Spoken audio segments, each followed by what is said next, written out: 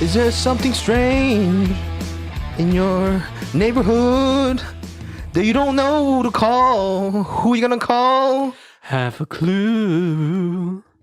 If there's something weird that you don't know what to see, who are you gonna call? Have a clue.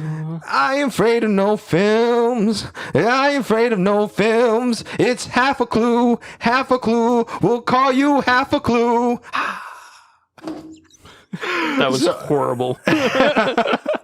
So this is another episode of Half a Clue TV movie review. And this will be talking about recent films that deal with the supernatural. And particularly two of our favorite this year. One person's favorite franchise film and one person's favorite film of the year. We won't spoil who that is until the end. It's, what's it called? We're going to be talking about Edgar Wright's Last Night in Soho and Ghostbusters Afterlife, directed by Jason Reitman. Should be fun. And sorry for the tone deaf singing at the beginning. Yes. It's we can't help it. Yeah, it's just fun. You know? Yeah, it's fun. Yeah. Let's just go on with this ride. Okay, so the first film we'll talk about is Last Night in Soho. And it's what's it called? It's about it's directed by Edgar Wright, came out this year. It's his first foray into pure supernatural horror film or psychological horror film without, you know, his usual comedy elements that's added into the film, like up until Baby Driver.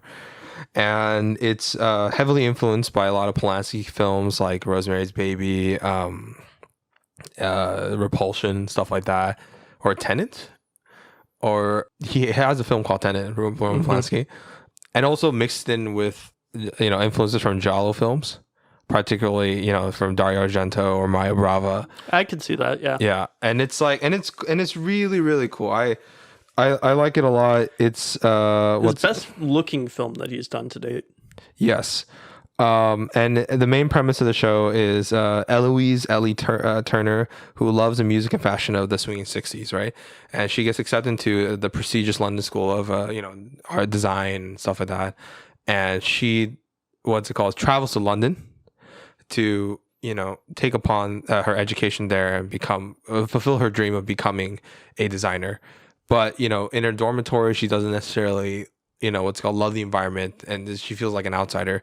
So she finds residence in a rural home near she finds in a kind of a weird rundown motel, right? Or is it hotel? It's not a hotel or a motel. Yeah, it's just a residence, an apartment. Flat. Yeah, it's a flat, right? Yeah. She finds a flat run by Diana Rigg, the late Diana Rigg, who's in Game of Thrones, and the Bond girl from Her Majesty's Secret Service. I think, in my opinion, the best one.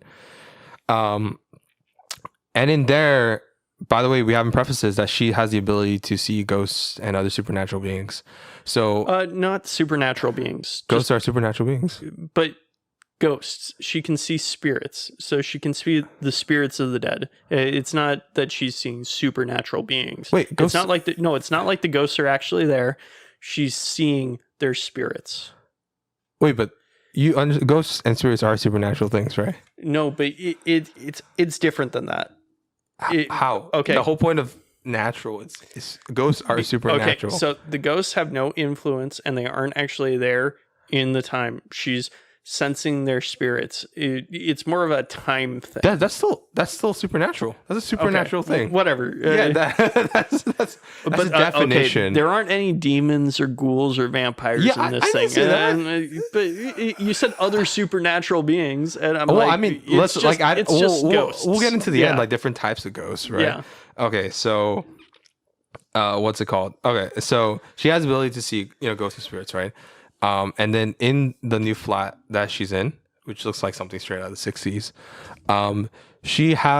she's able to experience the life of experience the life, and she has vivid dreams of this blonde woman named Sandy, who's an inspiring singer, and her life played by the one and only Anya Taylor-Joy. Let's just say this. And also Ellie is played by Thomasin McKenzie, who's also been blowing up with Jojo Rabbit, Leave No Trace, and, you know, Her most recent film was old, but she was good in it. Bad film, but she was good. And you all might have remembered me mentioning that at least we got to see some good acting performances out of people from the movie Old. And Yes. this is the one that I was mainly referring to. Yes. Yeah. So, and then, but with each successive dreams, while her, let's say her career as a fashion designer has been improving with taking inspiration from Sandy, but at the same time, she's noticing the dark sides and the more seedy aspects of Sandy's life. And as a result, she now reinterprets it, or she at least sees it in a new light, and it's kind of been haunting her mentally and psychologically. And that's the basic premise of the show.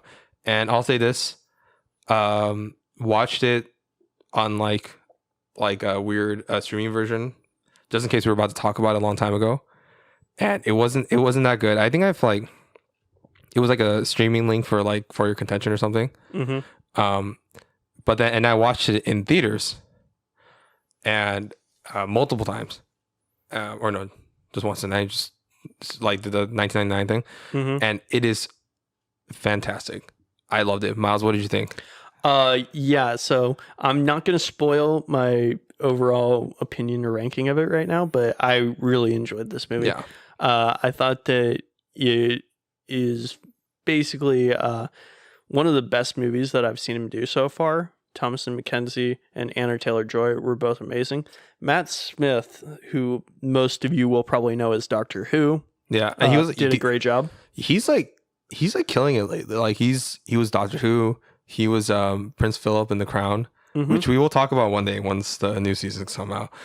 And he's gonna be a Targaryen in the new Really? Yeah. In the new Game of Thrones series. He's gonna be the main character actually.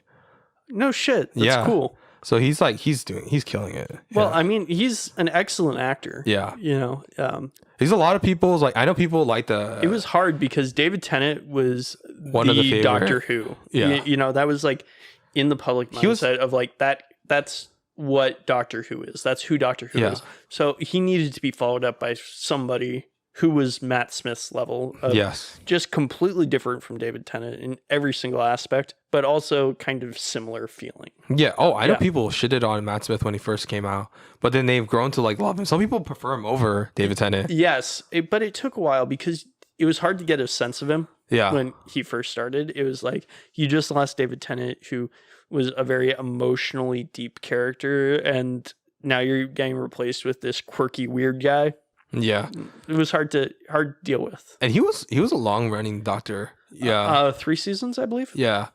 And then so I know it was ninth Doctor was I forgot his name, Christopher Eccleston. Yeah. And then that's the 9th one, right? Yeah, he only lasted for a season because he wanted to leave after. Yeah. And then the 10th Doctor was David Tennant. The 11th was Matt Smith. And then the one after is Peter Capaldi. The old one. That was interesting, right? And then the 13th is Jodie Whittaker. Yeah, the female one. I haven't seen that one. I haven't either. Yeah. My sister likes it. Yeah, so. I actually have to because I've only watched selective stuff from each Doctor. I haven't watched all beginning to end.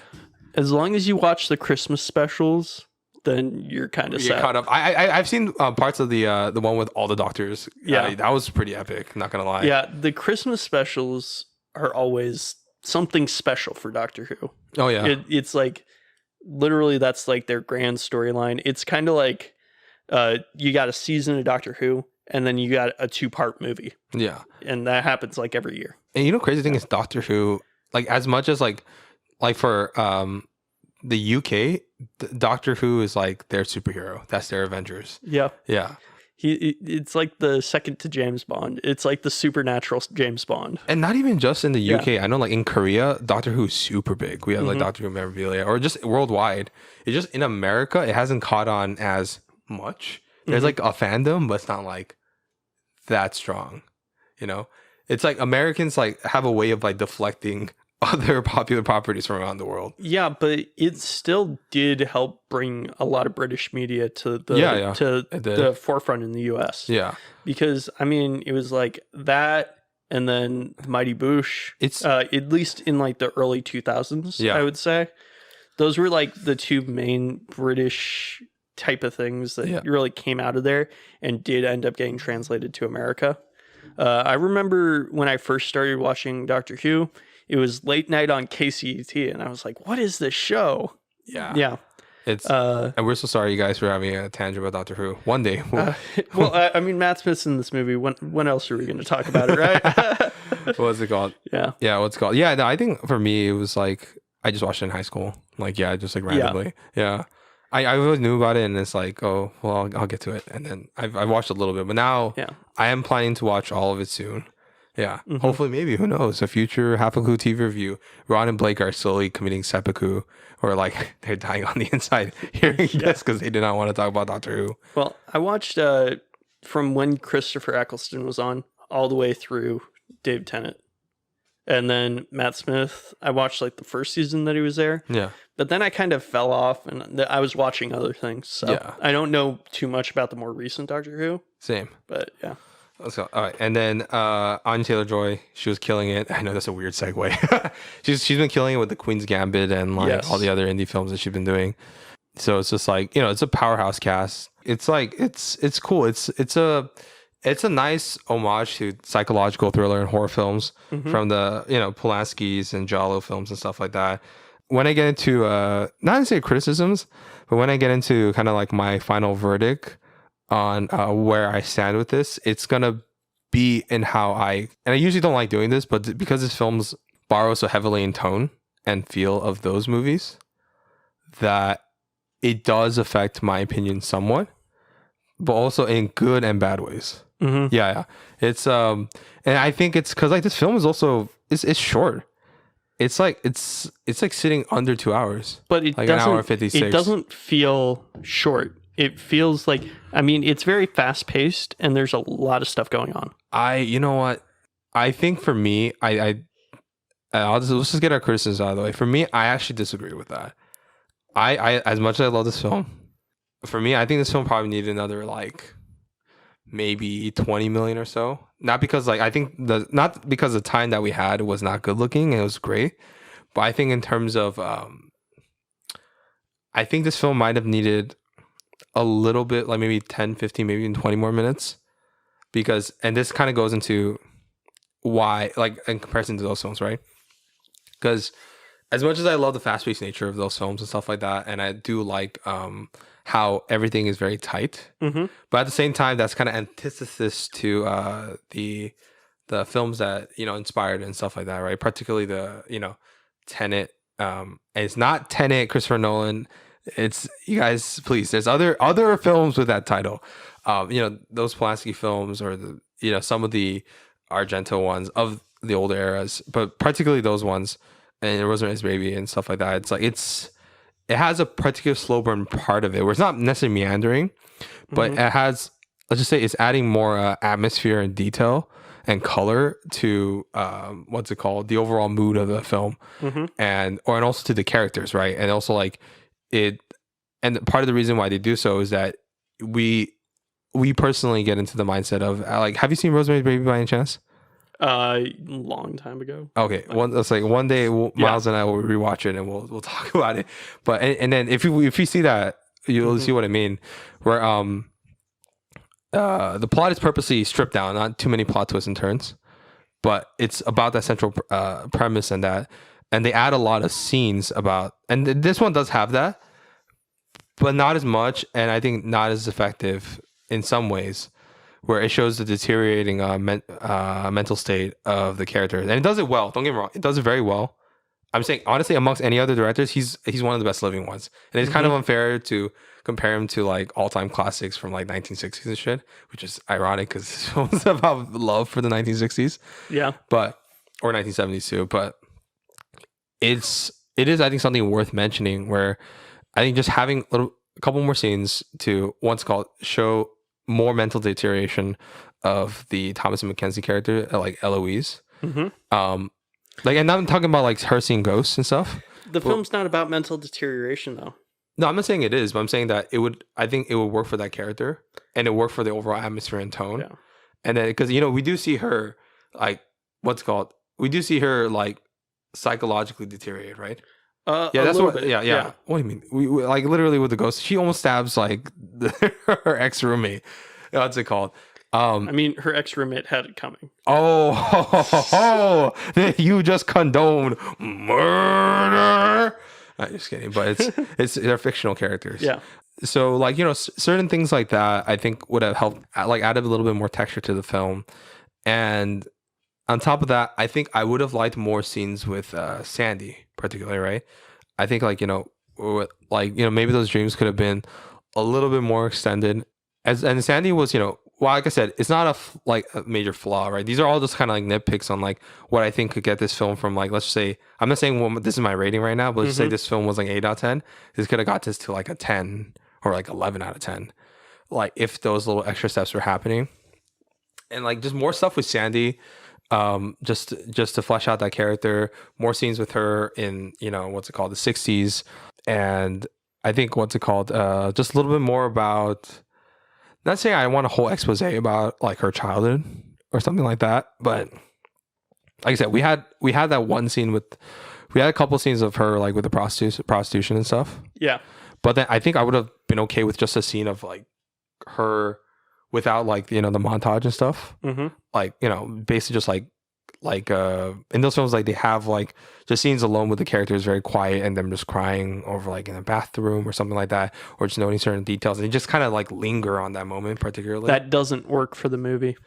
That's why I'm gonna go, right? Because it's like, and that's in part of my, not to say criticism, but I'm thinking like it's a little bit of a mismatch of like the films that he's taking inspiration from, but also his directorial style.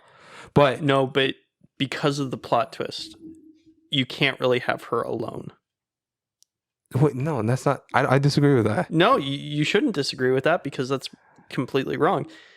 No, because I think you could. She's entirely, basically her image of who she is entirely a projection of other people, and that's not necessarily the case because Eloise has a lot of scenes with Sandy, like that vivid dreams, because she's basically able to just access the memories of Sandy because she used to live in the room. It's not her impression of others, because there's just scenes of this Sandy by herself or Sandy's perspective without the dead people. You know what I mean? So I disagree with that. That plot that's like logically. When is Sandy by herself without the dead people? When she's seeing all the people getting their dick sucked and shit. Yeah, those people aren't dead in the hotel. Remember when she has this moment, or the scene where she's talking with the dead cop? Well, he becomes dead after the dream. Yeah. Remember where she's in the what's it called, in the club, and she's talking with him? He wasn't dead. The way she's I see what you mean. The way she's acting is not like impressions of dead people. She's just like she's able to access the spiritual imprints. That's kind of how I saw it. Is that it was like you thought that she was accessing Sandy's memories throughout the whole thing. Yeah, she was though. But then you come to realize, no, she's actually accessing the projections of Sandy through the memories of. I get what you're saying. That would have been actually kind of cool, but like, I mean, obviously they weren't going that way because the other guys wouldn't have known about her other dealings and stuff like that, or like how she felt on a certain perspective. Yeah. So I'm saying personally for me, I think that would have accentuated, and I still cared about Sandy, don't get me wrong. I think that would have accentuated the Sandy character. And also I think I would have been more in the mindset of Eloise, psychological deterioration with the end. But it's really unfair that I'm just like saying my basic criticism is like, I wish you got more money, Edgar Wright. I wish you had more time.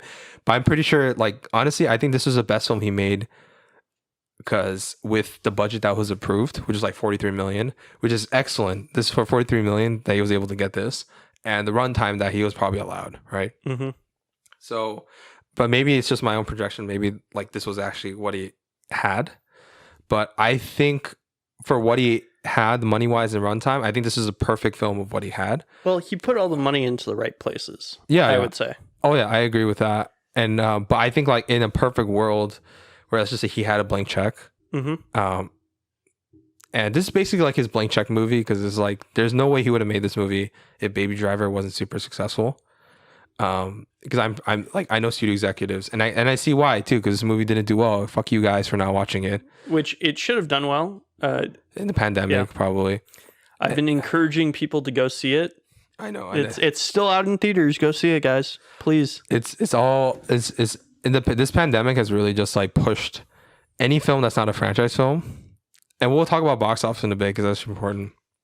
When we compare this with Ghostbusters, I'll save that for that.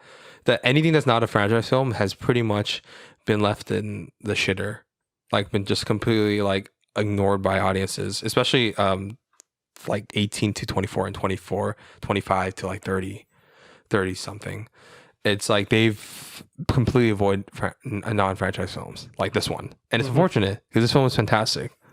Which it's also disappointing because you get a better experience when you go to see one of these films in the theaters. I'm so sad I didn't get to watch this in Dolby. Yeah, me too. Yeah. I missed out on watching it in Dolby, but I did order the 4K of it.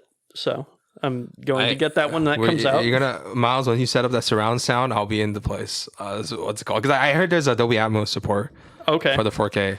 So that would be super dope. Okay. I know it's not going to happen.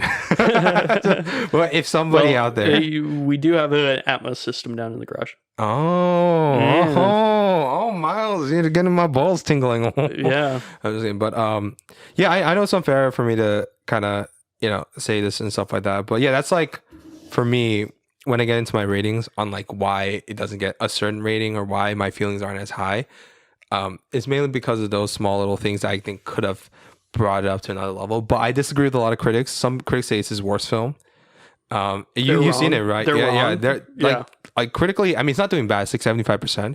But you've seen the critically. It's like people are a lot more lukewarm on it than like his other films. So let's talk real quick about how critics become critics. Why do we listen to these people from fucking Polygon or all these other news outlets and say, oh yeah, this is a critical review of this film? Okay, Polygon is not a reputable. But you know what I'm saying. Yeah. Like, they still get amalgamated just the same on Rotten Tomatoes. Well, okay, to be fair, it's because... But besides Polygon, but like, that's why on Rotten Tomatoes, they have a separate rating for top critics. Okay. And just overall critics. Yeah. It's like, the way it works is... Not saying I was, but I was helping a place that I interned for. Yeah. Like one of the guys there to become a Rotten Tomato critic. Yeah. Is that they have to submit all the reviews or some of the reviews and basically what publication or if they're a YouTuber, like their subscriber count, their links, and after evaluation process, they determine whether or not not based on their views, but based on basically clout and reputation on if what's it called, how they get onto the system. Yeah. Like YouTube is like a certain subscriber count. Guess what? Cloud and reputation is bullshit. You see all these goddamn Marvel movies that are getting 90%, like Avengers Endgame. Except Eternals. Except Eternals. 49. Yeah. So the one time that Marvel tries to do something interesting, it gets critically panned because the dumb reviewers can't understand it. I'm not saying that's what happened, but I'm just saying that it's the people who have clout right now in terms of critics in the film industry are not the people who are going out and trying to understand these art house films. There are some of them out there. Yeah, there's some, the top critics. And they're genuinely the ones who give good reviews. Yeah. But, they're also a little bit harder on these films. Oh yeah, because think about it. Especially the top critics. Overall critics. That's the. I usually try to look at top critic rating more than. That's the thing. You guys, Rotten Tomatoes. Do not blame Rotten Tomatoes for a score. They're basically like a calculator. They're an aggregator. They don't make reviews themselves. They don't. Yeah. They do have some reviewers working for them, like in terms of like under their separate what's it called, column that they write. But in terms of like actual they don't determine the score. And also, if anything, they've taken some steps like audience rating. Thank God they did this. That now they only take audience ratings from verified sources. Like that means you have to take a picture of the ticket that you bought, or you have to prove that you watched the film for your rating to count in verified ratings, which is great because you have films like, I'm not saying Captain Marvel was amazing, but Captain Marvel before it came out had like a 10% audience rating. I'm like, the film doesn't come out for 2 weeks, guys. AMC Stubbs, take this into consideration real quick. What you should do is you should add Rotten Tomatoes integration to your app. Yes. So that you can write a review after the movie straight from your app, and it'll get submitted to Rotten Tomatoes, and that's verifiable proof that you saw the movie right there. Exactly. Because I found this out the other day. If you get a ticket and then you never actually go to see the movie, it counts you as not having showed up. So it can tell whether or not you showed up or not. Yeah, pretty much. It's wild. It's crazy. It's wild. It's weird. I guess the back to tomato thing, but like I said, I don't think, like, I don't blame the critics. They have their opinions, and also, like, you know, some of them, like, you know, they're a lot harder, right? Well, and that's another thing that kind of pisses me off too, is that the people who tend to review the shitty, you know, mainstream movies, and that's all that they review, tend to give higher scores in general to films. Yeah, some, not all. Let's not like put all of them in the. Well, okay, but yeah, I'm saying in general, you know, on average, their reviews tend to be higher. You know, as a collective, not as a collective. Specific individuals, but like the average scores that they give out tend to be higher than with the critics who do focus on these films, where they're more critical of the films. So that's why scores for some more artsy films and things that not as many people go to see or not as many people are talking about tend to be lower, just because the only people who are going to see those are the people who are actually critical of films. Right. Yeah. I yeah, pretty much.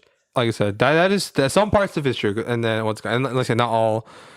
It's on a case by case basis. Yeah, I'm just saying on average. Yeah, on average. Yeah, I agree with that. So this film, what's it called? I think, you know, sometimes, not gonna lie, just like film critics, they get jaded. You know, they're like, oh, if it's not like this and this, or sometimes, you know, if you're watching like 8 movies a day for reviews, sometimes it blends. Yeah. So it's tough. So I'll say this, and I know this is just us going like, hey, we like Last Night in Soho, and the critics didn't. Fuck the critics. It's not just that. It's also kind of like a weird assessment and stuff like that. Well, I mean, this movie had so many obvious redeeming qualities that it's hard to see how it could be critically panned. Yeah, I mean, it's not critically panned. It still has a good reception. Yeah, you know what I mean. Yeah. So like I said, I like, people watch it, love it. Please, you know. I do want to address one criticism that I've heard from a couple people now. Yeah. And that was a criticism that Eloise didn't have a storyline. Okay, go on. I need to hear this before I completely bash and destroy these people. I know, right? They were like, oh yeah, Eloise is supposed to be the main character. And they felt like her story was never really developed, you know? What are they talking about? Right? What the fuck are they talking about? What are they smoking? The whole movie's about her. She's literally like the trauma of her mom's death, and obsession with nostalgia, but at the same time trying to get her career going. So she goes to this, and then, you know, at the same time colliding with Sandy's story. And at the end, there's resolution. She becomes a successful fashion designer. She does well in school, and she accepts her mom's death. Exactly. Yeah. And yet people are saying. Well, no, and I've heard this from 3 different people. Oh, are these 3 different people? Let's just say this. I'm just gonna put the letters of their names. No, they aren't. So it's not okay. These aren't people you know. Okay. I don't know. Okay. Yeah. Okay. Yeah. Otherwise, I would say their names and call them out on it. They're just missing brain cells. No, and it's basically they're like, oh yeah, they didn't develop her story enough, and they should have made some character traits and stuff for her. And she does have character traits. What are you talking about? I know, right? It's like it feels like they didn't understand the core concepts of the movie. Shy, jittery, unconfident, social anxiety, what's it called? But yet obsession with nostalgia. That's so much. Did they not watch the film? What's wrong with these people? I know, right? I know. I'm like the angry film nerd. It's like, what's wrong with you? Your opinion's wrong. Yeah. No, but and I mean, one of the things that I saw about Always the storyline that was so great, and actually it took me a while to kind of think about this, but if you're looking at it, she's really, you know, in that fish out of water situation. She's coming into London, this new big town from the small little city. Yeah. Where she was with her grandma and her mom's ghost, right? And she always had that safety net there. And she's coming in, she's not sure who she can trust. You know, she kind of is nice to the cab guy, and then he turns out to be a total creep. Yeah. And then she goes into this situation where, you know, she's trying to live in this dorm room and she doesn't feel safe there. Yes. And she's looking for some place to feel safe, right? And a person that she can trust and connect with. And then she finds that through Matt Smith's character, through the dreams of Sandy. Yeah. And she's like, okay, this is how guys are supposed to be. You know, I need to be like Sandy. Then I can find a nice guy who is going to be sweet and protects me. And then as that starts to deteriorate and go down, she's like, oh my God, sometimes even the good guys can be bad. And she then goes and isn't sure who to trust and starts to develop fears. Yeah. And that's when her kind of trauma starts to kick in, because now she's not, you know, joyous and kind of just strutting through London carefree. She's worried about looking over every corner in the seedy underbelly, and she thinks she knows who the Matt Smith's character is. Turns out to not be him. Yeah. Yeah. And so that's kind of scaring her the whole time. Yeah. Until she reaches the end resolution where she realizes, oh, fuck. Yeah. I won't spoil the end. Yeah. No, yeah. Wait. Yeah, spoil the end. Okay. Yeah, because it's spoiler show. Where she finds out that, oh, wait, Sandy didn't actually die. She's the landlady. Yeah. And that was a great twist. I know some people are complaining about that twist. No, I thought it was amazing. I thought it was great. Perfect. It was fun. And it made sense. Of course, the memories she would access would be the landlady's, because, well, guess what? She lived there. Used to live in her room.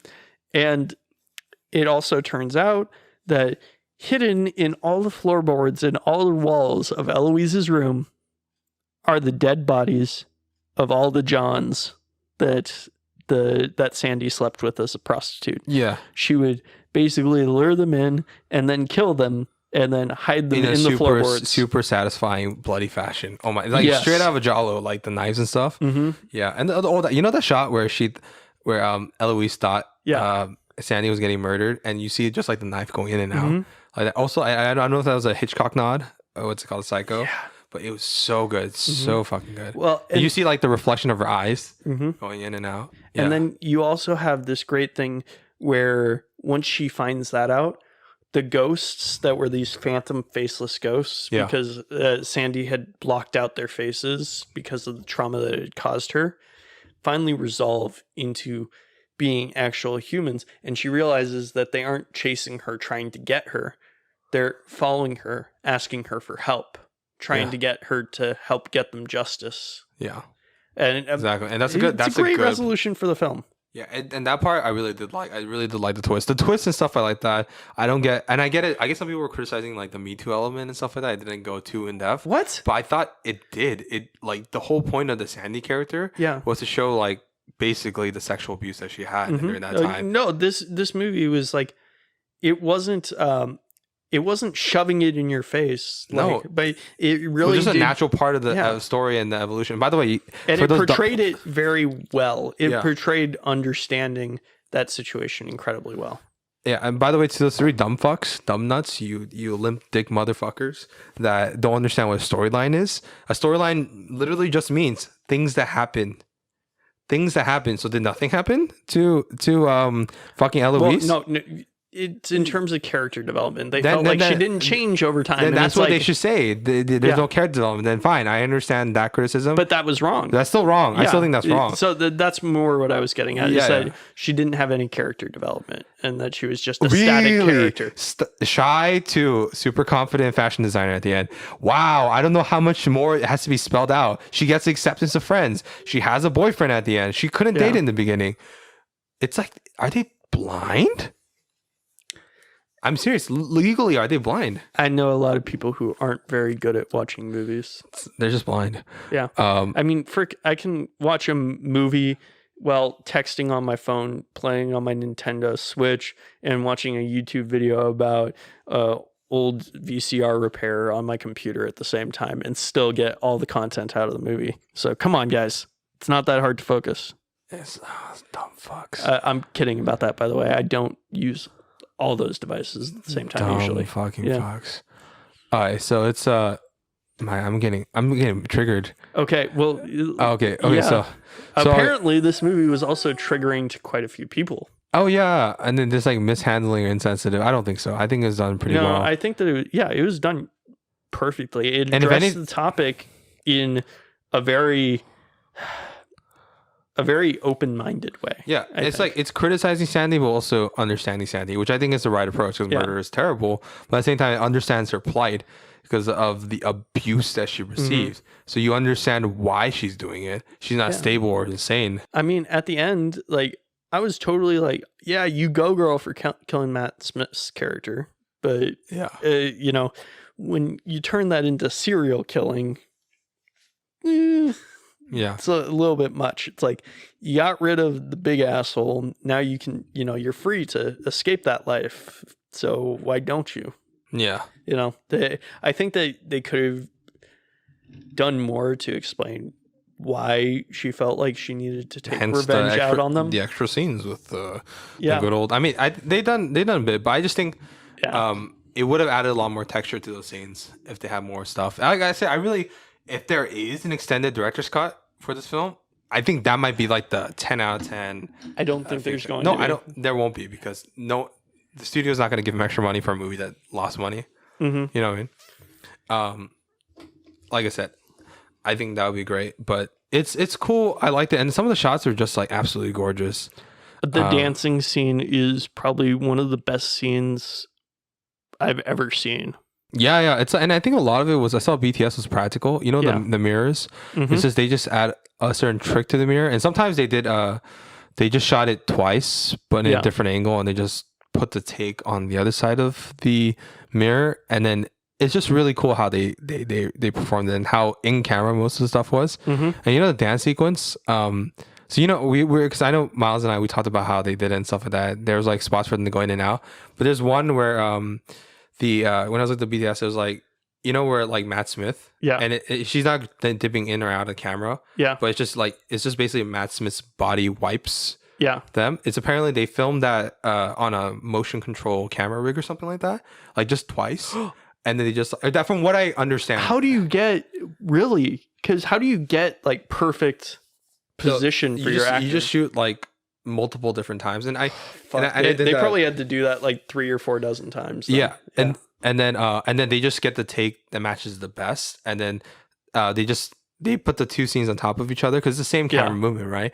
And they just like mask out either like whether Eloise or Sandy based on the movement, and superimpose it on the screen. And so technically, since they look the same and everyone's doing the same thing, it's hard to notice. But that's only for like a little bit. Most of it was practical, them dipping in and out. Well, yeah, you could see. Well, I could see because I was really looking for it. Yeah, where they were dipping in and out. But my friends like literally thought that they were switching back and forth. Like there was some like CGI trick that they were doing every time. No, it was mostly practical. 99. Yeah, and I mean I could see that but most people didn't even notice them dipping in or out of screen, and then them hot swapping during the dance sequence, which you know it was awesome. Yeah.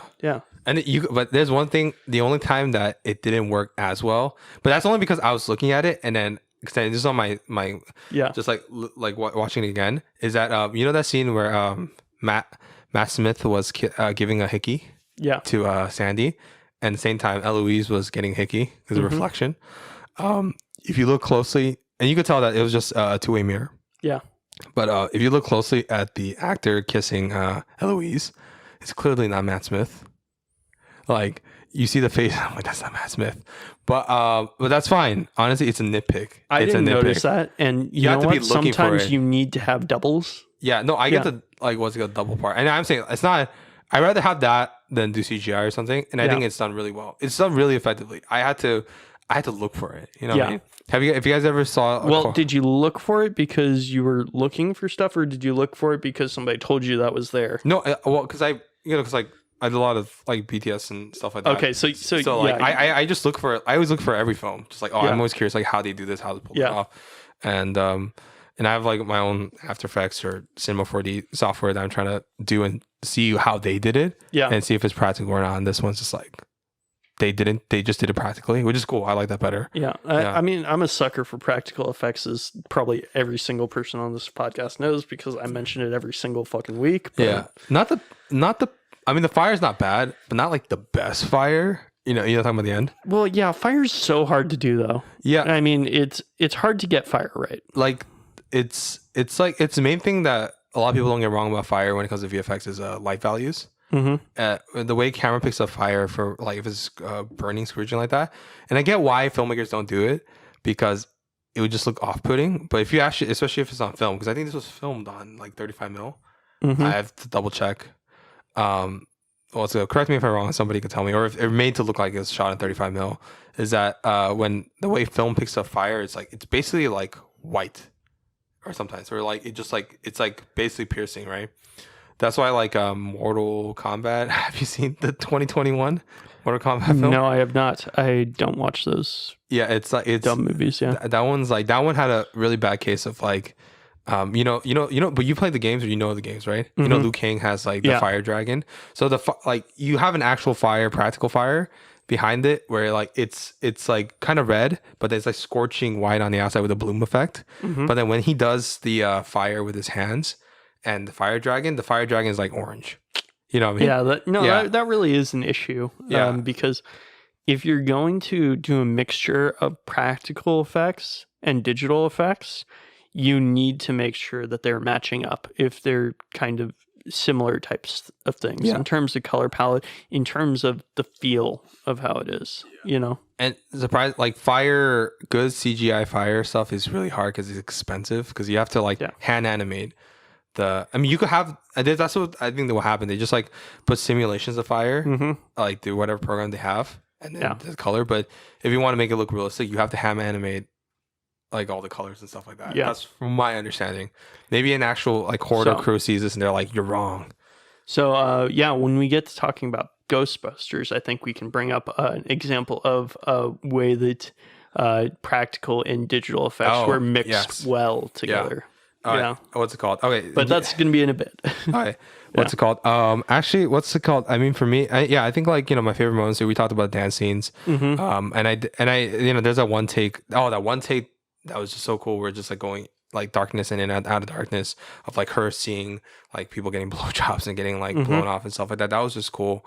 I think it's not a criticism. I guess is one thing I do wish they did is the Terrence Stamp character. The cop. Mm-hmm.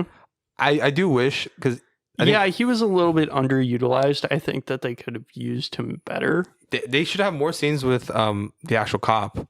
Yeah, like doing all the stuff that they talked about. It would have made it more interesting, because there would have been more of a connection. But I don't think that he affected Sandy as much, because she didn't kill him. So right, I think that would have been interesting to see like why. Like maybe they had sex, but she didn't kill him for a reason in the extended character cut. Yeah. Yeah. And I think that would be interesting to see. Sex. I mean, he was trying to get her out of the ring. I'm just saying. Yeah. I mean, if they had sex, I'm saying if they included that. Which also that was a cool little twist that they did there, because you see, this random cop guy talking to her, right? Earlier in the film. Right. Yeah. And he's like, basically trying to convince her, hey, you can get out here if you want. And you really don't think anything of it. It's just, another scene that she's having in her prostitution lifestyle. You think that it's just to symbolize, oh yeah, she had an opportunity to get out, but she didn't take it, so she falls deeper into the hole.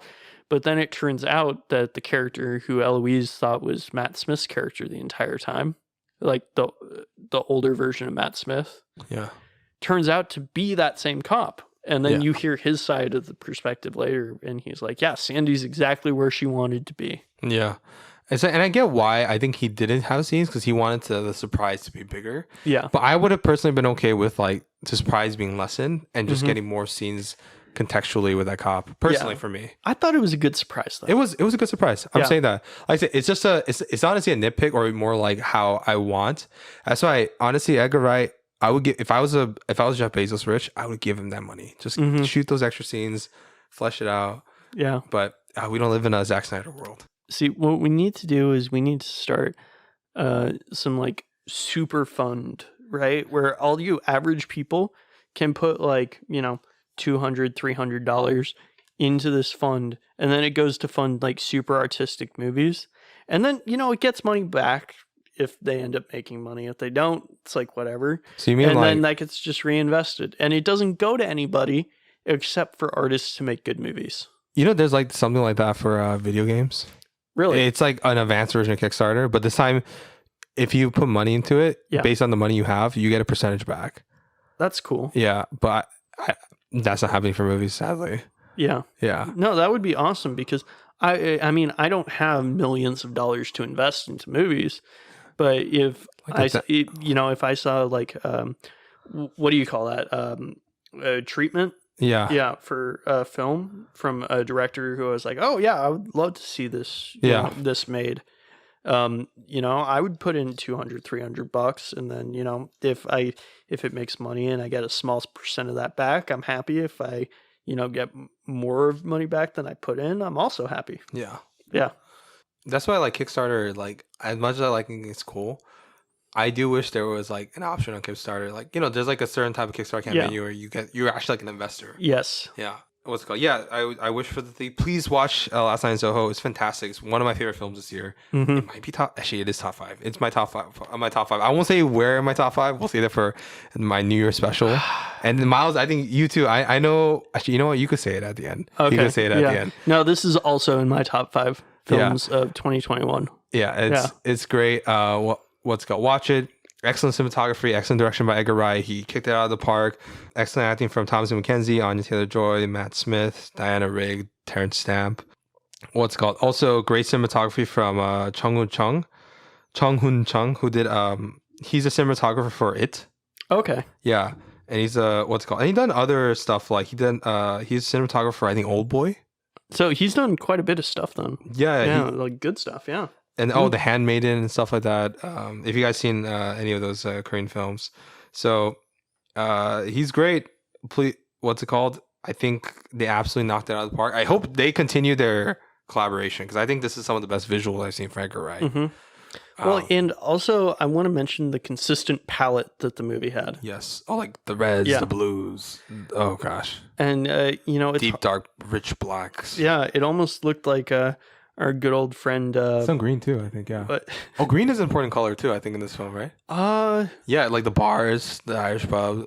Yeah, but I mean, it's mainly your reds and your blues. Yeah. Yeah. It's almost like Nicholas Winding Refn directed it. Actually, I wouldn't have minded seeing this movie done by Nicholas Winding Refn. Oh, that would have been weird as hell. That would be weird. I like the film the way it is, and it probably wouldn't have been better if Nick Refn directed it. But yeah. It's a lot of Giallo inspired sequence. Yeah, I like this film. Yeah, it was. The elaborate kills are straight out of Giallo film. You know what I mean?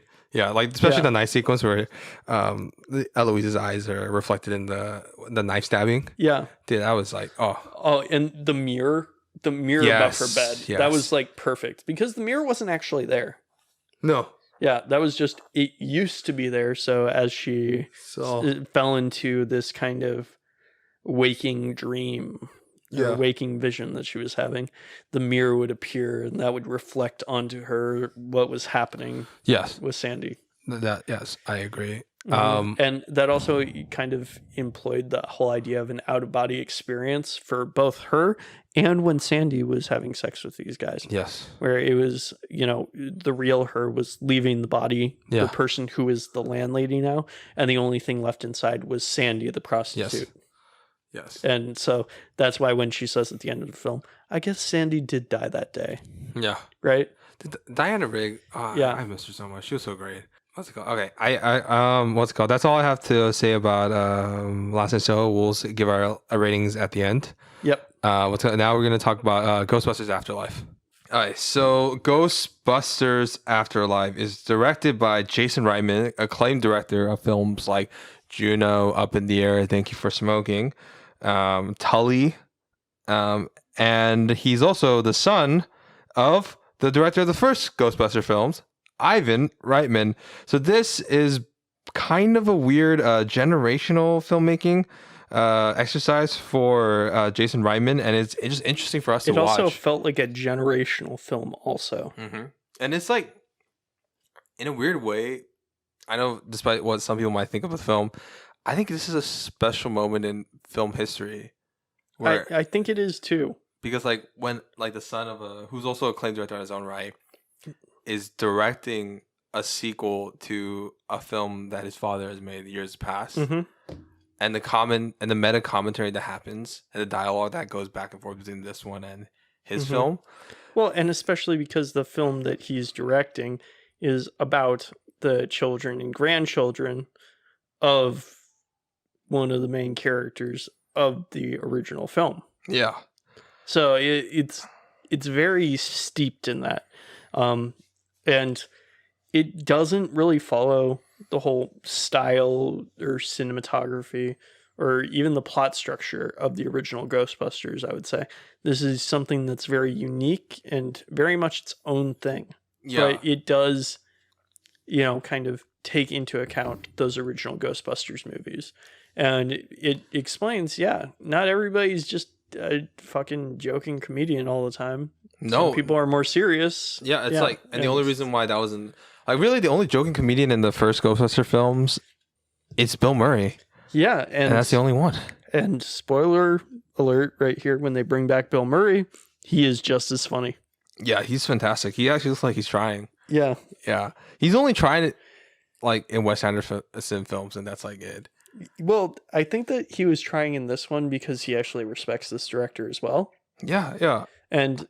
okay, well, not to be fair, on, like, Lost in Translation and other films, Bill Murray's fantastic. Yeah. Yeah. But he needs to have a good relationship with the director that he's working with. Yeah.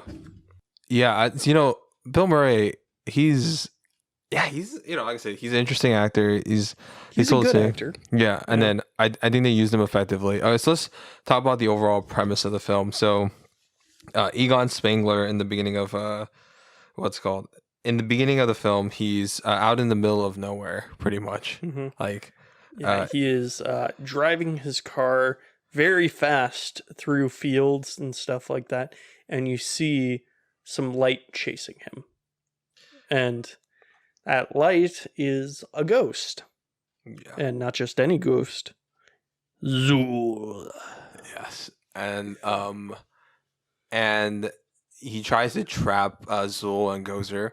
Yeah. In his basically his giant makeshift ghost trap, but he doesn't have the energy or power to make it work. So he just waits in his room. Actually, I think waiting to die or something. I don't know what it is, because he does have like the little taser thing ready to go. Yeah. I think that it's like his one last ditch effort to try to win, because he does have I don't know which one of the dogs is trapped in the ghost trap. Yeah. At that point, but one of the dogs is trapped in the ghost trap, and he's trying to trap the other one. And he dies. But his spirit gets his spirit becomes a ghost, but not really like the other ghosts. Yeah. It's very strange and different. Yeah. Yeah. So yeah, he dies, and then we cut to his estranged daughter, because and her 2 kids. Yeah. And you find out that this guy moved out to the middle of nowhere, is called by the townsfolk the dirt farmer. Yeah. And he left his wife and his daughter behind, and everybody just thinks that he went crazy, moved out there. And because of the financial hardships that his daughter and her children are going through, they're like, well, okay, we got left this property from Grandpa. It's pretty much our only option. So that forces them to move out of the city and move into this old rundown shoddy home that in Somerville, farmhouse in Somerville. Yeah, Somerville, Oklahoma. Yes, which for I don't know, did they say that in the original Ghostbusters where the material came from? I don't remember, no. Yeah, I don't remember either. But it turns out that the material, the selenium for the big high rise that caused all the issues before with Zuul and Gozer and stuff like that, was the selenium that was mined from Somerville. And it connects the plot back to that. which I think was a very interesting and intriguing way to do it. Yeah, and it's like it's finally capping a close permanently. Yes. To the Zool and Gozer storyline. And I think like a lot of people were criticizing that part of the film, that it's using Zool again and Gozer, but I think it works because they did it right. It's a generational. He's the big bad of the Ghostbuster franchise, and it's to have him kind of permanently tie a loose end from the first film, because I don't think they ever trapped. They didn't trap him. No. They couldn't trap him. Yeah. Right. They just destroyed the because they were too powerful to be trapped. Yeah. I mean, that's why he's got this big giant field. Yeah. You know, just to trap them so when it finally happens. And he knows that this army of the dead is going to rise, and he knows that it's going to come from Somerville. He's able to track like earthquakes and stuff like that. And you basically get to see the experiences of his grandchildren. Especially his granddaughter, who was played by I forget her name. Oh, you're talking about Phoebe, right? Yeah, Phoebe. Yeah. Yeah. Phoebe is fantastic. Yeah. Who is she played by? Oh, Mckenna Grace. Mckenna Grace, yeah. So she's a standout of the film. Yeah, she does just an excellent job. One thing I do want to say is they portray high-functioning autism incredibly well in this film. There's a couple of things that she says, like, yeah, my emotions don't really show on the outside, but on the inside, I'm like pissed and stuff about her mom being in a relationship with her teacher. Yeah. Right. And just kind of like when she also says, oh, yeah, overstimulation calms me and things like that. And it's like, yeah, that's very real things for a kid who is like that, who is high functioning, very intelligent, very smart, but definitely on the spectrum. Yeah. I think that character is probably very sensitive in the topic it deals with. Yes. Or what's it called? And also at the same time, they treat it with such care and grace. Not the actress name, but then and also they give a lot of respect to her, what she does. And then she's also very an intelligent character that could be very annoying in a lot of these films, but they don't make it that way, where they make her very endearing. And also she doesn't look down on others, and she's, if anything, very supportive of teamwork and stuff. And also she isn't undeservedly intelligent, if you know what I mean. Because she's Spangler's granddaughter. Yeah, well, she's Spangler's granddaughter. But then you can also, it's not a bunch of superhuman stuff that she's able to do. Yeah. It's just you can tell she's the type of person who's read a lot of books and enjoys looking at all this scientific stuff. And basically the modern kind of maker culture that we've got is kind of who she's embodying throughout the film. And I think that works perfectly, because if you go back to the original Ghostbusters, these are a bunch of guys who just scrappily put together a bunch of proton packs and ghost trackers and stuff, just out of, they had physics degrees and stuff like that, but they kind of just threw it all together and tried to make it work. They, it wasn't some big company and big design teams designing how to do this stuff. So it works really well, because you see that she's kind of the modern version of her grandfather. Yeah.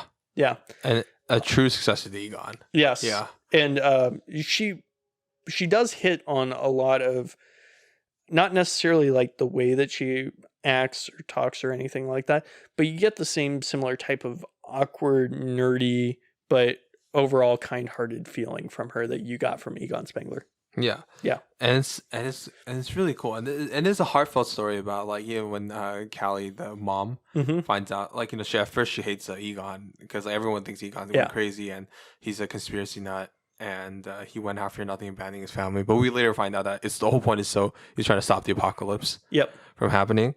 But obviously, yes, it's a trope where you see the pictures they've been actually secretly caring for their loved ones the entire time trope, but it works so well when Egon's the one basically pointing the light at the pictures to show that, no, I did care and love for you. I did track your entire life, but I had to be here, honey, to by the way, keep you guys safe. Whoever did I assume that was puppeted. Yeah, puppet or animatronic. Yeah.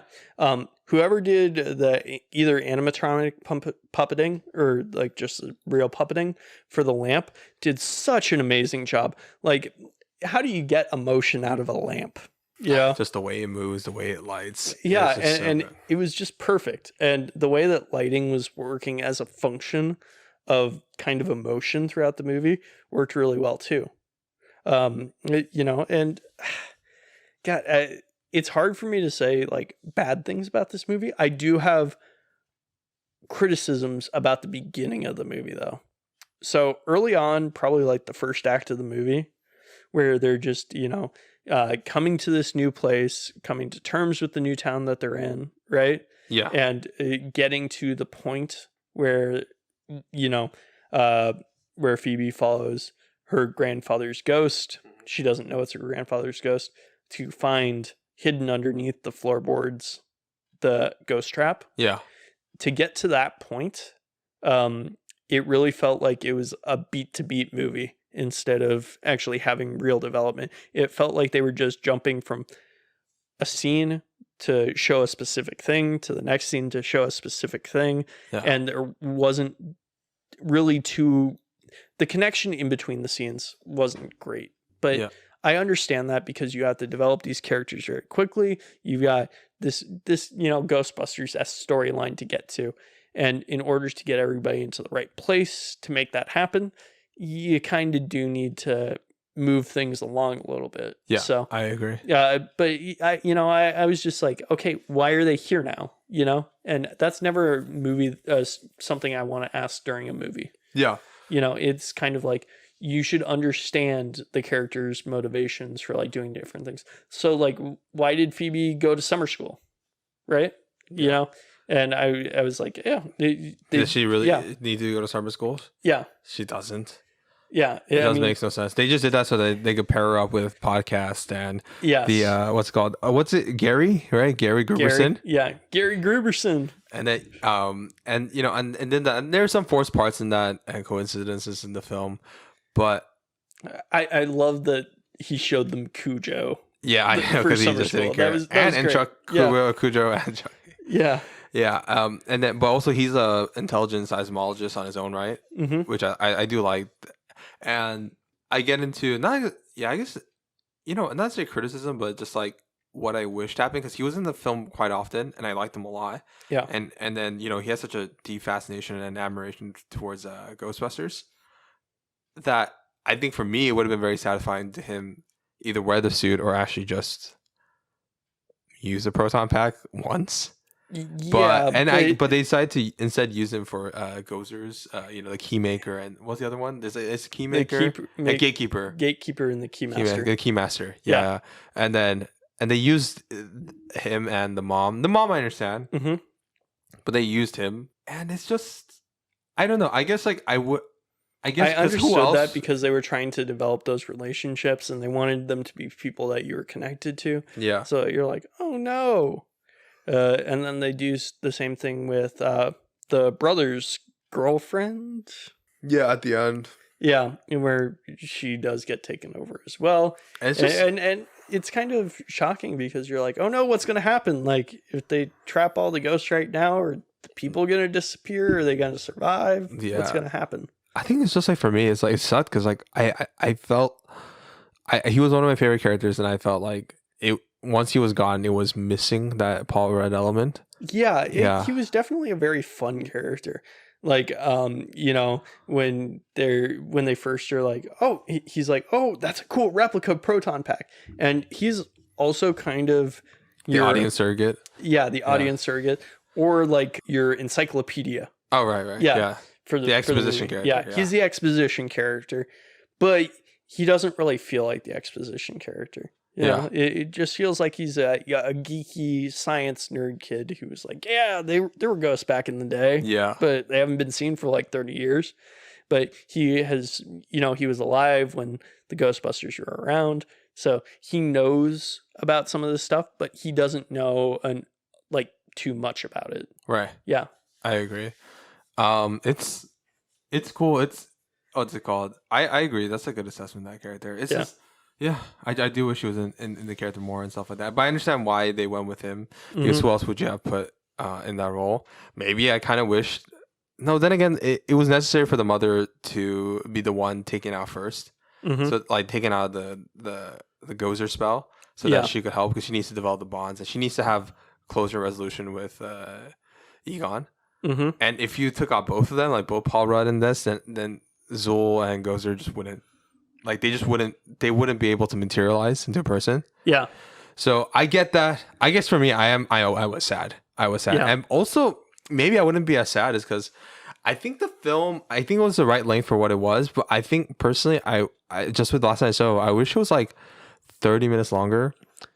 Towards the beginning, I think that it could have used 30 minutes more character development towards the beginning. Maybe would have helped along the way with some of the stuff that they had to shoehorn. I would have divided it into like 15-minute more character development in the beginning. Yeah. And 15-minute more like actual ghost busting. Mm-hmm. Like, because they're only really ghostbust two ghosts. Yeah. Muncher and the Gozers. And in the original film, like, you know, they had Slimer, they had the weird... Well, they didn't Ghostbuster, but they had the lady and the library lady, and then they had the Marshmallow Man, then they had Gozers, and then so it's just like in this one they had the small puff guys, but they didn't really Ghostbust it. Wasn't the whole point like that?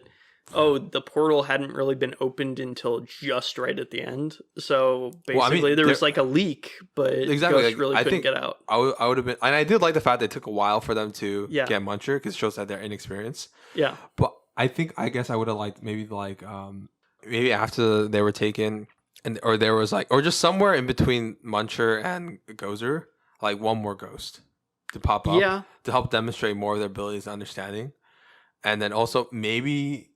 Possibly to show Paul Rudd use a proton fucking pack, because I just want to see more variety of ghosts. Yeah, and I think that would have just helped with, you know, again, I think that would have helped with the criticism that people felt like there was not enough, they were recycling material from the originals, and even though they are technically, but I think they do it in the right way. But I think that would have just helped with the feeling that it was doing more new things. So Muncher was cool. Muncher was like different than Slimer, even though it had a similar design. It was blue. It was eating stuff. Yeah. It was, and then they even used it in the end to help get the proton pack. Mm-hmm. So yeah, I mean, like they had the werewolf ghost, they had the skeleton ghosts. Like I would have been okay with them, like what's it called, taking out one of them. But I think maybe they were just trying to make it. You know, the budget was $75 million, which is insane because I think it was like 150 million for the 2016 one with all female cast from SNL. So the budget was super tight. This one was better. This one was way better. Mm-hmm. Yeah, this was way better. So I think it was pretty tight. And I know some people say it was rushed, the actual ghostbusting aspect of it. And I could see that. I could see why.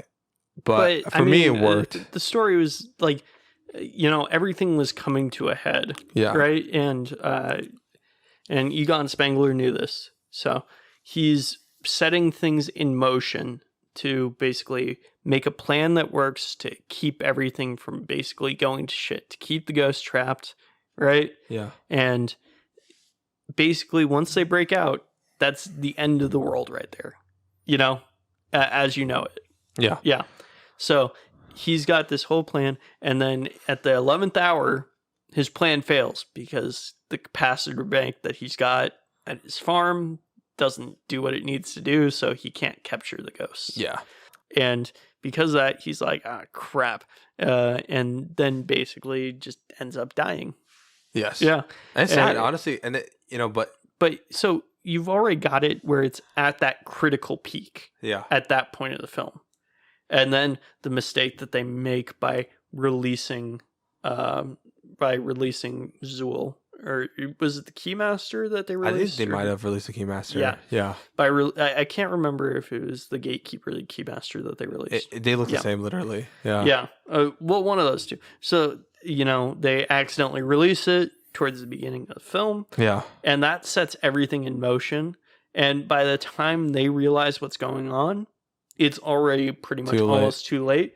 So the thing with Muncher was kind of cool because you got to see the features of the Ecto-1.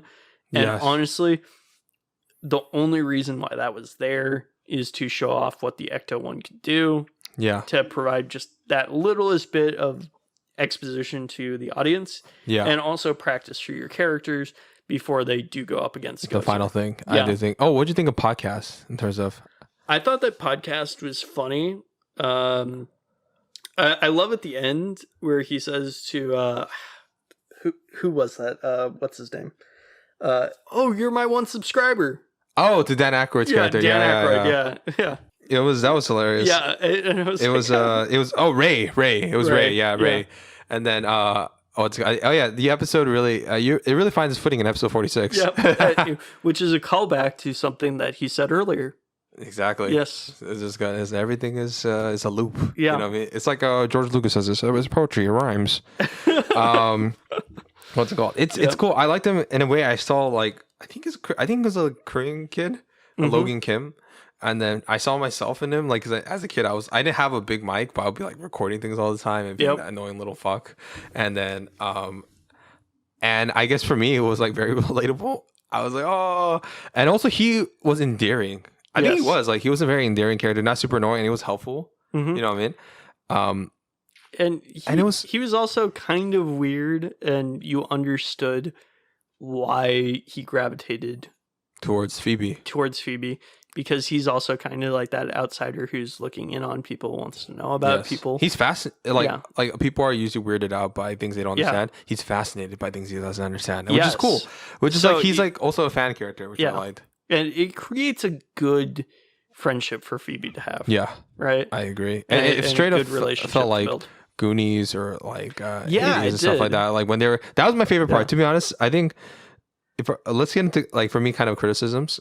Also like we go talk about the balance between nostalgia and new stuff. Yeah. And I don't think nostalgia is necessarily that bad. Oh, not at all. I should get that out of the way. I think that they had the perfect balance right there. Because you have enough nostalgia to be able to call it a Ghostbusters movie. Yeah. Right? And I think but they've got so much creative stuff. It's a franchise film. It's like you have certain expectations fans need, right? Yeah. And I get it if you want to make something new, but if you want to make something new and do revisionist, don't call it Ghostbusters. Just have it something else, you know? Yeah. And I think that that's one of the things that, he really focused on. He was like, okay, well, I have to do this. Yeah. Right? If it's going to be a Ghostbusters film, I have to at least include this stuff. But he did the bare minimum of what he needed to include to make it a Ghostbusters film. Exactly. And then went his own direction with it. And that was a good thing because it allowed him to produce a film that actually had some artistic integrity to it. Yeah. I think for me, okay, so it's my criticism, right? The only thing I really didn't like as much, right? I felt like it was very... underwhelming was Trevor, played by Finn Wolfhard, because there was nothing to his character. He wasn't that useful. He doesn't add much humor, charm, or anything to it. Relatability, honestly. He was just a horny teenager going through puberty. See, I would have been okay if they totally took out that character, made it more focused, or if anything, give all those scenes that they would do to actual Ghostbusters more character development for Phoebe. And like, like her trauma, like her dad left her. That's a big fucking thing. Yeah, they could have done Phoebe only, and then what's the girl Finn Wolfhard's character's into his name? I think it was Lucky Domingo. I'm sorry, guys. I'm very bad at remembering names. That's why I'm here. It's Lucky. Yeah. So they could have just had Lucky be like hired to be like a babysitter after she gets arrested. They couldn't afford, but maybe she was there to just mentor them. What? Well, yeah. No, like after what do you call it? Because she's the daughter of the chief of police or whatnot. Yeah. Right? So after Phoebe gets arrested for taking a proton pack out and trying to hunt a ghost at the beginning, then you have that connection back where it's like, oh yeah, the chief of police's daughter is going to watch after her because the mom doesn't know what she's going to do about her daughter, and then that brings her into the story, and that still helps to hit some of the story beats where they still steal the stuff back later, and maybe then she finds and drives the Ecto-1 instead, and you really don't need the Finn Wolfhard character. You can take out the Finn Wolfhard character and replace her with Lucky. Or replace him with Lucky. Exactly. I think that I agree with that. And I don't know about Babysitter because they established they were really poor.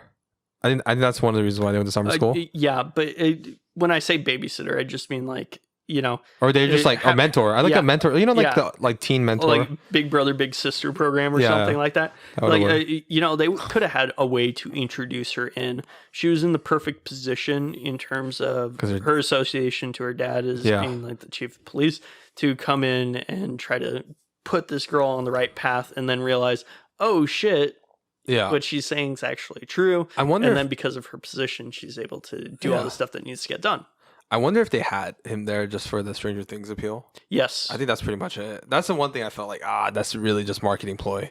Yeah, because I didn't like the character at all, not much to him, and you know, and the actor, he's a charming guy. Like he could be like he's cool, Mike, but yeah, I think like I said, that's the big. Then you could have also gotten rid of the shitty scene surrounding the restaurant subplot.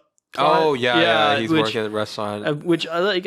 In a lot of movies, I thought it was really well shot. I thought it looked good, but it just distracted you from the A storyline, which was Phoebe. It detracted from the film. Yeah. And then, oh my gosh, because then you just introduced Lucky a little bit later, but her introduction would have been natural. You do what I say, and then I think it would have worked better. No, it would have worked better. We'd have more scenes with all the other characters for character development and ghost busting. Yeah. Maybe you could have gotten to ghost busting earlier, I think. Maybe they did Muncher in the first Ghost, and then like the driving scene was like maybe like a werewolf, like, you know, there's that werewolf. Yes, and that would have been good, because then Phoebe just gets in trouble with Muncher. You know, it's but she just destroyed a factory. She didn't destroy Main Street yet. Yeah. And then they get the ghost busting car. Exactly. Right? And they're chasing after the stuff. Hell, you could even have podcast driving it. Exactly. Honestly, that would have been funny as fuck. Podcast driving. There's some stuff. Like I said, it's not perfect, but I did enjoy it. It hit enough of the beats right. It's well made. And also the music. The music by his name is Rob Simpson. Dude, he killed it with the Amblin-esque score. It really hit all the notes right. The da-da-da-da-da, like the piano, the flutes, the flutes, right? It's that a lot of Amblin music do. That little death flute, that was hilarious. Oh, that death flute was serious. Oh, you could just take it and leave. Yeah. And then he tries to use it with Muncher, and then Muncher's like, what the fuck? Yeah. It's cool. And then, you know what, dude? And there's just so much callbacks and I know people said poo-poo on the Easter eggs, but I thought they're fine because they didn't slow down or detract the story. Yes, the Twinkie. Yes, the Crunch Bar was reference to the original films and all that stuff. And yes, like, you know, a couple of lines, like, who are you going to call? Okay, maybe that was a little cringy. That was a little cringy, not gonna lie. I mean, yeah, but at the same time, I thought that it was like okay. It wasn't like the super, super bad, like cringy. Yeah. Yeah. But I think but you know, some of the stuff like that, her calling Ray, and then just figuring out more about her grandpa and what happened to the Ghostbusters afterwards. Like, we find out fucking Ernie Hudson's character Winston becomes a super successful financial mogul, like, and financier. Was most likely probably paying all of Egon Spengler's debts. Yes, that were and then very large debts. It was cool. Peter Venkman is married to Dana Barrett, Sigourney Weaver's character. Ray has a store, but I guess Winston's been paying for that too. Yeah. And you know, it's just cool to see them kind of evolve, and you even see Annie Potts' character Janine, who's like into Egon. I was surprised. I thought Janine would have been the mother. Yeah, but I guess Egon slacked it up with some other person and just produced kids. I don't know. See, that's the thing I would have loved to see, right? Yeah, that would have been extra scenes, but it's whatever. It's at this point, it's done deal. So yeah, there's a lot of things they could have done to make it better, and I think maybe would have improved the critical reception a bit, a little bit more airtight. But I think what we got is like people are being way too harsh on this. Kind of like with Last Night in Soho. Like, I'm like, you guys really, this is worse critically than Ghostbusters 2016. I don't understand how anybody can say that. I feel like the people giving reviews right now, I mean, I get why they're being critical because of because I think at 2016, the only thing I can possibly say about this is that this movie, Last Night in Soho, they don't pander to a certain group of people around the world on the other side of the globe who like to control everything. Okay. And like to manipulate media. I am gonna stop you one short of saying that because we don't want to be permanently banned. Please let's not refer to that specific entity. Okay. Okay. Yes. Yes. I don't know. It's interesting. It's wild. It's cool. I dig it. It was fun. I think it's a cool exercise in nostalgia, and it's also a touching tribute to Harold Ramis at the end when he actually pops up as a ghost. Good CGI ghost, actually. Yeah. I mean, you could tell, but you forgive it because it's a ghost. Yeah. Right. If it's like living skin, then it would look weird. But it was a ghost. And and then they have a hint for a sequel. Would you want to see a sequel? It depends. Yeah. I think that. So how old is Phoebe in the? She's supposed to be like what, like mid-teens? Mid-teens? Oh no, early. No, she's younger. She's 15 as the brother, right? So she's like 11, 10. Yeah. So it's hard to do like a follow-up movie that's more like professional with her like professionally ghost busting or whatnot. Yeah. Or like maybe she has like a Ghostbuster kids crew or something. But it's like, what do you do with the sequel? Do you wait another 10 years for her to be like in college and then restart it again, where it's like she goes to Manhattan to go to college and there ends up being like another ghost outbreak, because it did say 2034 on the wall, right? Yeah. So the next big event's 2034 after 2021. So are they waiting until then to have a sequel where she comes back, she takes over the Ghostbusters HQ, which they hint that it's been repurchased and getting rebuilt, and then there's like that little blinking light. Yeah, the containment feels like disrupted. But so I'll say this: I kind of don't want one. I think it's perfect. Yeah, the way the legacy ended, and if they did make one, I would trust if it's Jason Reitman coming back. But I really do think you expanded. Ghostbusters was never meant to be a franchise. Mm-hmm.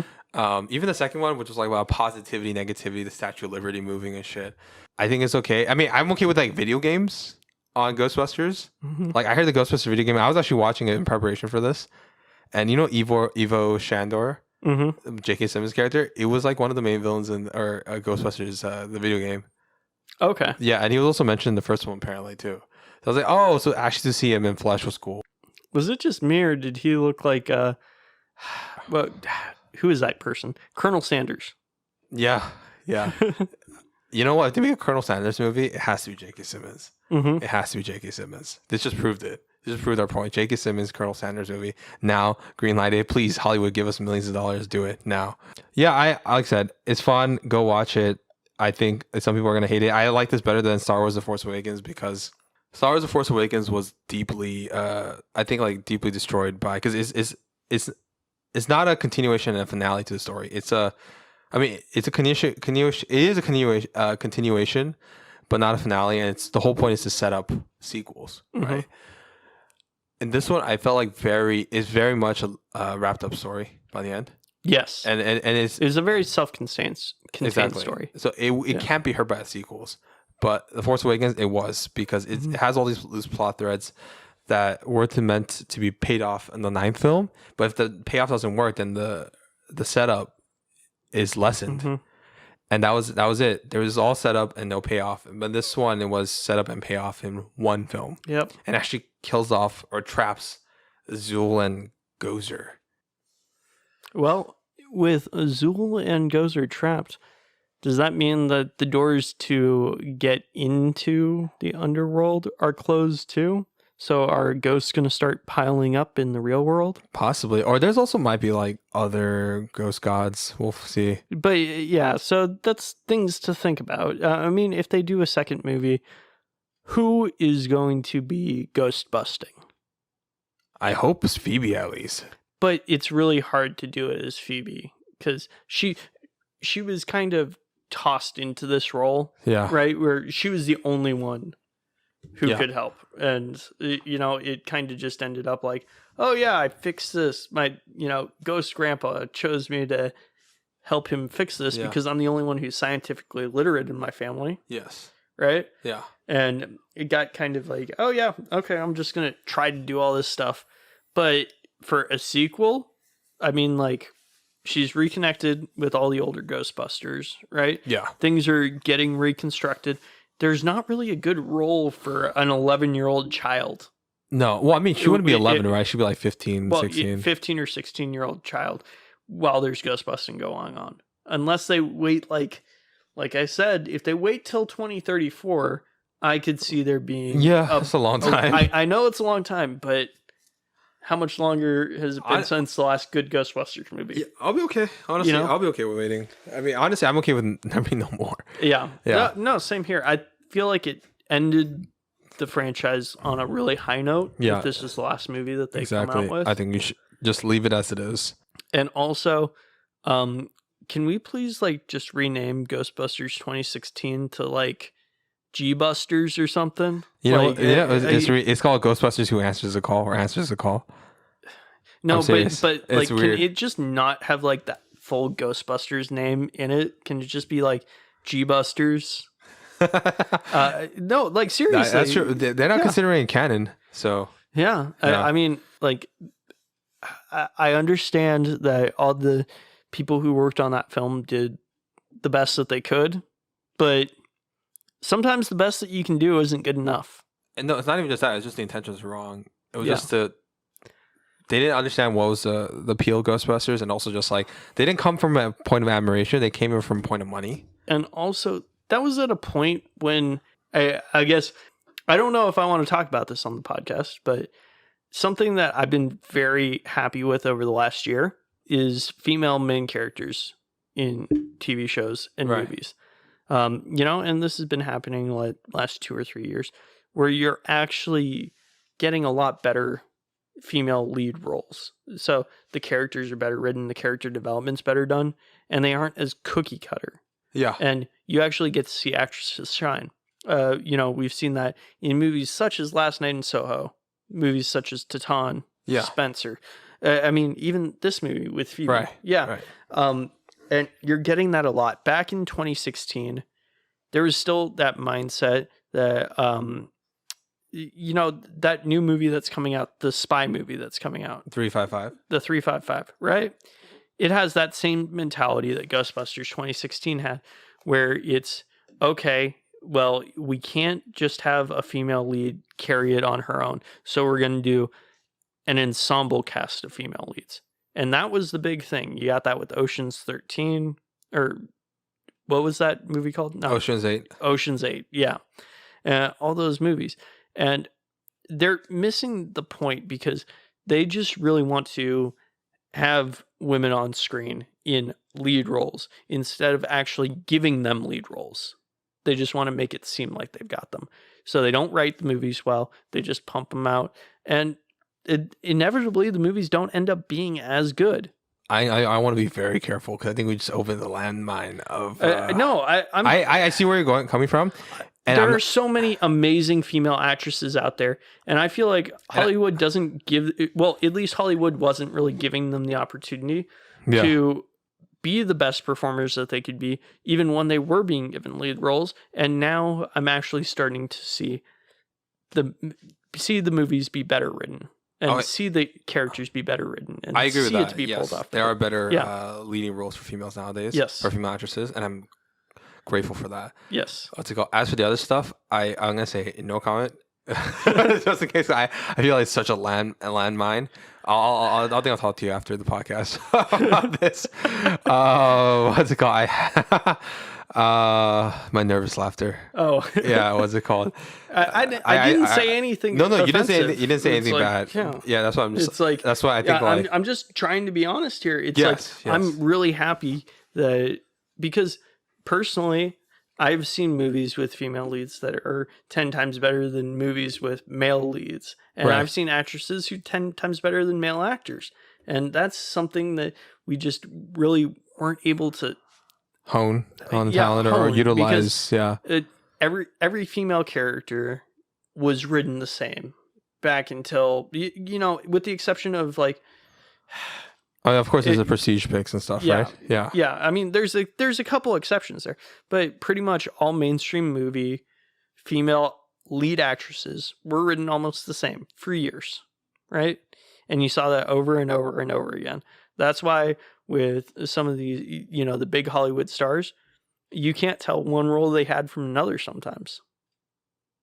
I agree with that. Sometimes they get homogenized. Hollywood roles. Yes, I do agree with that. Yeah. And so it's nice to see these cool, new, unique are more things. Diverse, unique, what's it called, emotionally relatable or emotionally fragile characters, or more complex 3-dimensional characters that they play, which is good, which I do like. And we will talk about those in a future episode, because there is when we get, especially when we get the Best Actress category and all the wealth of female-led, female-driven characters, driven films, it's outstanding that what we got this year. It would be a shame that if this year we didn't get nominated for Best Female Actress, especially Jane Campion, who did Power of the Dog. Yeah. But yeah, let's go. Honestly, I wouldn't even be surprised if they decided to just like literally have somebody who is an actress be nominated for Best Actor. I would be happy with that. Well, I mean, there are different separate categories: Best Actor and Best Actress. Yeah, but I mean, it's not necessarily Best Actor, but it's Best Actor in a male leading role and Best Actor in a female leading role. Yes. Yeah. So I guess that's they do have clear distinction. It's hard to be, but I wish that there was a way to kind of distinguish, because the best acting in general. Yeah, because there was just some really huge standout performances. Yeah, and everybody always talks about Best Actor, but they talk about Best Actress too. But I think that this year it's so important to really point out the fact that of all the leading roles that I've seen this year, I would say that the most 90% of them are 90% of the best of them are female leads. That's good. I agree. Yeah. This year was really cool, impressive. And we also have I think something, The Mother's Daughter or something like that, with Olivia Colman, who won for The Favorite. She played the queen there.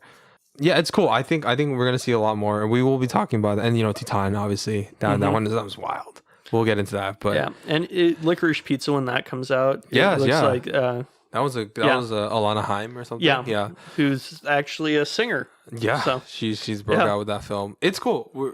I'm really excited for this year. I really like the diversity of roles happening, but it's not forced diversity. It's just natural part of it, and it's just or roles or narratives that center around or females or ethnicity. It feels like there's finally movies out that are conducive to having these really strong personality female characters who have very unique and very good personalities. Huh? Whereas, there probably was a place for it. Maybe writers didn't know how to write for it, or maybe there just wasn't as much appeal for it before. I'm not sure. I can't say. But it's a tricky minefield. Yeah. I'm gonna be careful what I say, but I think, like I said, ultimately I agree that it's been a lot better this year. Yeah. And I do hope that trend continues in the future, because with both genders, particularly female genders, they've been underserved, and I do think they deserve better female leading roles, and I think that we're seeing that this year. All right, let's get into final ratings for both Last Night in Soho and Ghostbusters Afterlife. Okay. So let's start off with Last Night in Soho. You go first. So this was so far my favorite film of the year. Ooh. Yeah. Ooh. We're talking about Last Night in Soho, right? Yes. Okay, cool. Okay, go on. Yeah. No, I thought that it was beautiful. There were shots in this film that were some of the best looking shots that I've ever seen. And I didn't even watch it in Dolby. Yeah. Just beautifully done. Really a masterpiece when it comes down to it at the end of the day, visually at least. Yes, there are some story issues that we talked about earlier, but I don't think that they actually detract from the film. There are things that could have been done better, but they weren't so egregious that they detracted from the film, right? In my opinion. Yeah. Right? So I really enjoyed this movie. It goes in the museum, definitely. Yeah. I already ordered this movie for when it releases. And you already ordered a museum too to put this in. Yeah. Honestly, I'm gonna need one with all the copies of DVDs and 4Ks and Blu-rays I get. For me, it's so close. It's so close. I'm right on you. I love this. My top 5 films of the year, but because of those issues that we talked about, or not even issues. They're just like things that hold it back from, I think, absolute greatness. Mm-hmm. It's a great film, but I'm talking about absolute greatness and puts it on the pantheon of psychological thriller horror films. It falls a little short. So that's why, in good conscience, I can't put it in the museum, but it'll be on the shelf. But my personal rating on the film is like a 9 out of 10. Also, Miles just looks at me as if I committed a great atrocity to the land of cinema. But I think it's. How do you not put this in the museum? It's fantastic. Jesus. It's fantastic. I think as time goes on and I watch it maybe 5 more times, it might be there. But for now, I think because of the things that I mentioned, and because I think it's it doesn't quite reach those heights of those films that he's aping. Like I said, and I love this film. I think critics are wrong about the 75%. It's a 9 out of 10 for me. That's super fucking high. I'm very critical when it comes to films. I think it's on the shelf with the potential in the museum, but let's see how it ages first in about 6 months. Maybe by the New Year special and be in the museum. I will give it another rating. I promise. It might be the same, but it might be more. I think you put too much stock into its inspirations, and you're aiming too much for it to meet some set of criteria for its inspirations for the movie. Like I said, I'm just saying, because it's its own unique thing. When you got to look at it as its own unique thing. It's kind of its own unique thing, but I would, but it very clearly apes and is wears his influence on his sleeve, and not in a bad way. That's fine, right? And it's really, and he himself is trying to Edgar Wright's he's trying to make those films reach those heights, right? And with his other films, I'm a lot more forgiving because this is clearly an Edgar Wright film, but his other films are also films that I don't think they have those influences, but they stand on its own category, right? But in this one, it's because a mix of the humor and the genre bending elements. And not saying that removing the humor doesn't make it an Edgar Wright film, but this one, it's a lot more closer to the influences than the other ones were, right? Because the other ones were satirical, they were satirizing the genre, right? Yeah. And then, but with reverence. But this one is not satirical at all. It's, if anything, it's another entree into the genre. And once you put your entree in there, or entry. And there, you're competing against you want to compete against the greats, and then he's in that thing, and that's why you say this. But I think that this, even though it takes influence from other things, it defies genre. It doesn't. No, it doesn't defy genre. It's clearly genre defined. Even he himself says that.